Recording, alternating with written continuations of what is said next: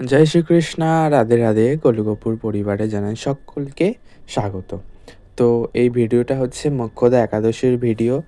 মোক্ষদা একাদশীর কয়েকটা ক্লিপ আমি নিয়ে রেখেছিলাম, বেশি নিতে পারিনি ক্লিপগুলো। তো সেটা অনেক দিন ধরে পড়েছিল, ভাবলাম তোমাদের সাথে শেয়ার করে দিই, শেয়ার করা হচ্ছিল না।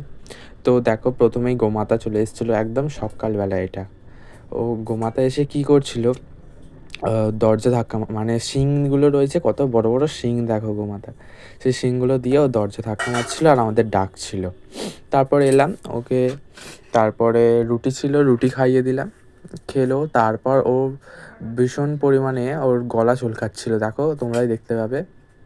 তারপর ওকে ওই গলা চুলকে দিলাম, তারপর মুখটা চুলকে দিলাম, তবে ওর শান্তি হলো একটু। তারপর ও মাঝে সাঝেই আসে, যখন ও ইচ্ছা হয় আর কি ও আসবে, এসে দরজা ধাক্কা মেরে ও তারপর আমাদেরকে ডাকে। তো তারপর দেখো সকাল সকাল গোলুবাবুদের দর্শন দিয়ে দিলাম।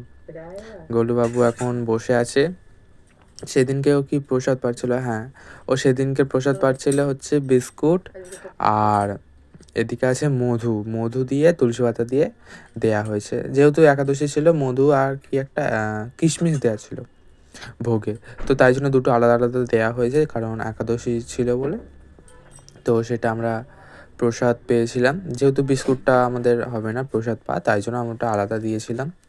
তো তারপর বেশি ভিডিও আমি করতেও পারিনি ক্লিপ, কারণ আমার সেদিনকে স্কুল ছিল, স্কুলে প্রজেক্ট জমা দিতে গিয়েছিলাম, তো তাই জন্য বেশি কিছু ক্লিপ করতে পারিনি, যতটুকু পেরেছি করেছি। আর এইটা দেখো, এইটা 108টা তুলসীপত্র।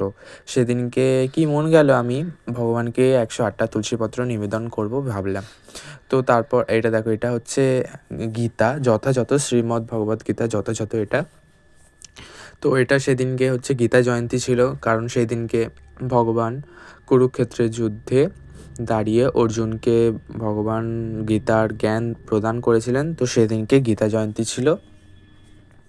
তারপর ভগবানের চরণে আমি 108টা তুলসীপত্র নিবেদন করে দিলাম। তো তোমরাও যাদের মনে হবে তারা একাদশীর দিনকে অথবা যে কোনো দিনেই তোমরা ভগবানের চরণে 108টা তুলসীপত্র অথবা এর অধিকও তোমরা দিতে পারো, কোনো অসুবিধা নেই। ভগবানকে যত তুলসীপত্র দেবে ভগবান তততেই খুশি। যদি তোমরা একটা তুলসীপত্র দাও তাতেও ভগবান খুশি, 108টা তুলসীপত্র দিলে তাতেও ভগবান খুশি। তো তোমরা চেষ্টা করবে প্রত্যেক দিন যেন অন্তত একটা করে তুলসীপত্র ভগবানের চরণে দিতে পারো। তো তারপর দিয়ে বললাম আমার তাড়া ছিল, তো আমি প্রসাদ পেয়ে তো তারপর আমি স্কুলে চলে গিয়েছিলাম। তো তারপর আর ভিডিও করা হয়নি। তারপর একবারে বাড়িতে এসে তোমাদের আর একটা নতুন জিনিস দেখাবো। তারপর এটা দেখো, আরতি করে নিচ্ছিলাম, যেহেতু একাদশী ছিল তাই জন্য ভাবলাম। এটা হচ্ছে কর্পূরের আরতি। তো দেখো গোলুবাবু কত হাসছে। তারপর ওদের না খুব ঠান্ডা লেগে গেছিলো, দেখো গোলুর জানি না, ওর মনে প্রচুর ঠান্ডা লেগেছিলো, ওরই বেশি একটু ঠান্ডা লাগে। দেখো ও একদম ফুল হাতা পরে বসে থাকবে, আর গপু একদম সেই রেগুলার যে ইউজে গরমকালে যে ড্রেসগুলো হয় ওইগুলোই পরে। যতবার দেখি যে গরমে জামা পরাতে যায় কিন্তু পরতে চায় না, ও দেখি এই ড্রেসটাই ও পরে থাকে। তো আমাদের ঘরেতে আমাদের এদিকটা অতটাও ঠান্ডা নেই গরমে, কিন্তু আমাদের গোলুর একটু বেশি ঠান্ডা লাগে, তো তাই জন্য একটু বেশি এটা সেটা গায়ে দিয়ে বসে থাকে। তো তারপর দেখো আমি স্কুল চলে গিয়েছিলাম, বললাম কোনো কিছু আর ভিডিও করতে পারিনি। তারপর এসে আমাদের গোলু সোনার পরিবারের বাড়িতে গেলাম। তো সেখান থেকে গোলুবাবু, ওইখানকার গোলুবাবু আমাদের গোলুবাবুকে দিয়েছে নিমন্ত্রণ পত্র। এদের নিমন্ত্রণ পত্র হচ্ছে গোলুর জন্মদিনের বার্থডের নিমন্ত্রণ পত্র।